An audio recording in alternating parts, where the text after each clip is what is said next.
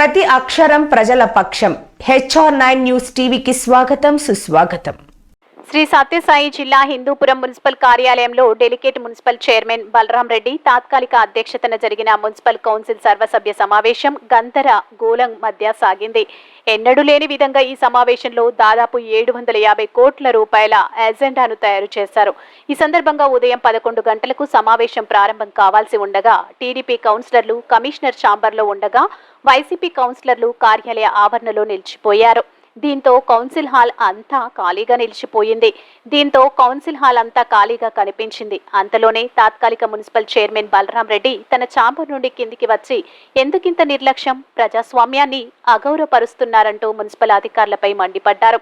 దీంతో కమిషనర్ సంగం శ్రీనివాసులు చైర్మన్ బలరాం రెడ్డి దగ్గరకు వచ్చి సముదాయించి కౌన్సిల్ సమావేశానికి తీసుకెళ్లారు. ఎమ్మెల్యే నందమూరి బాలకృష్ణ ఎంతో దృఢ సంకల్పంతో పట్టణాన్ని అన్ని విధాల అభివృద్ధి చేస్తున్నారని పేర్కొంటూ ప్రస్తుతం ఎజెండా అంశాలు ఏకగ్రీవంగా తీర్మానం చేశామంటూ టీడీపీ కౌన్సిలర్లు చేతులెత్తి బయటికి వెళ్లిపోయారు.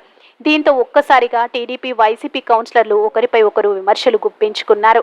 గత వైసీపీ పాలనలో మున్సిపాలిటీకి మంజూరైన నిధులు రద్దు చేయడం పద్ధతి కాదని, పార్టీ ఏదైనా అభివృద్ధి ఒకటేనని, దీన్ని గుర్తుంచుకోవాల్సిన అవసరం ఎంతైనా ఉందని వైసీపీ కౌన్సిలర్లు పేర్కొన్నారు. గత వైసీపీ పనులు రద్దు చేయడంతో పాటు ప్రస్తుతం ఎజెండాలో కనబరిచిన అంశాలు ఏకపక్షంగా నిర్ణయించారని, నిధులు దుర్వినియోగానికి పాల్పడుతున్నారని ఆరోపిస్తూ వైసీపీ కౌన్సిలర్లు వాకౌట్ చేసి వెళ్లిపోయారు. ఇలా ఎవరికి వారు బయటికి వెళ్లిపోవడంతో కౌన్సిల్ సమావేశం తూతూ మంత్రంగా ముగిసింది.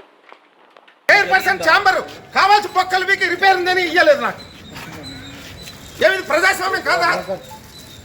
నియంత పాలన చేస్తున్నారా ఇక్కడ? ఏమే మనుషులు కాదా? రాజ్యాంగబద్ధంగా నన్ను అనుకోండి. ఇది అవమానమా చేయడము?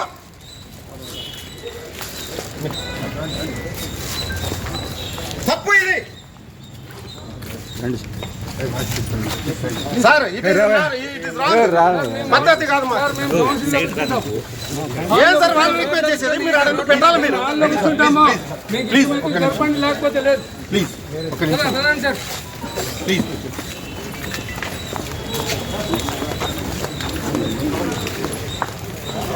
ఎవరి కోసం? పబ్లిక్ కోసమే కదా మేము కూడా ఉండేది అభివృద్ధికి. ఇక్కడేంటి కక్ష సాధింపు ధోరణులు? ఎక్కడ కౌన్సిల్ జరగాల? ఈ రోజు అక్కడ పెడతారు, ఇంకో రోజు వేరే ఇండ్లలో పెడతారు. అక్కడికి పోవాలన్నా మేము? ఉన్నంత కాలము గౌరవ సభ్యులతో, మరి కోఆప్షన్లతో, మరి మున్సిపల్ సంఘ ఉద్యోగులతో నేను కలిసి వాళ్ళతో సమన్వయం చేసుకుంటూ హిందూపుర పట్టణ ప్రజల సమస్యలను పరిష్కరించడానికి, పట్టణాభివృద్ధికి నేను తోడ్పడతానని ఈ సభాముఖంగా ఈ మీడియా ద్వారా పట్టణ ప్రజలకు తెలియజేస్తున్నాను. అంతేగాక మన హిందూపురంలో ముఖ్యంగా 3 ప్రధాన సమస్యలు: పరిసరాల పరిశుభ్రత, శానిటేషన్, ఇంకొకటి వాటర్, నీటి సరఫరా, మరి వీధి లైట్. ఈ 3 విభాగాలలో కూడా కావలసినంత సిబ్బంది ఉంది.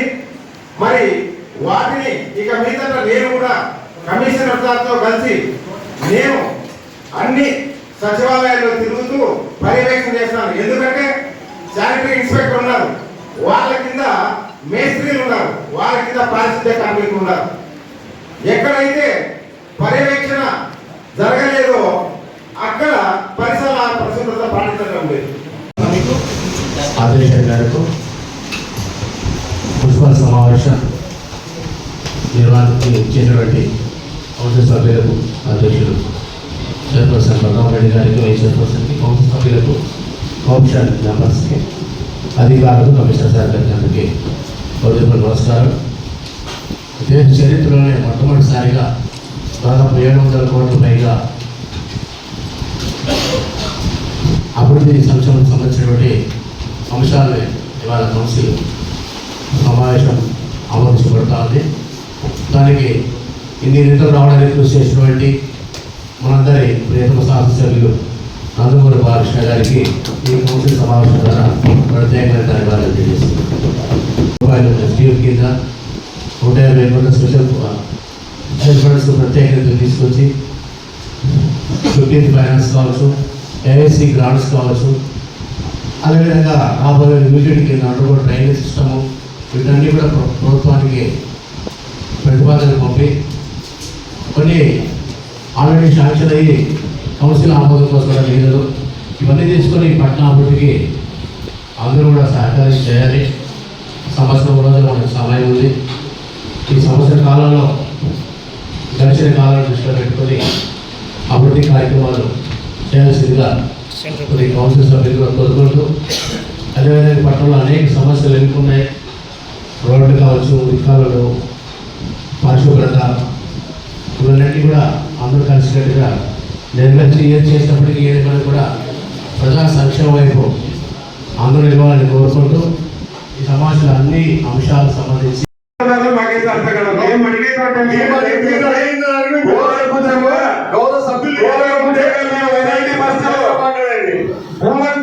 ఎంత ప్రజాధనం ఎంత దుర్వినియోగమైందో మేము లెక్కలతో పాటు వివరించడానికి మేము సిద్ధంగా ఉన్నాం.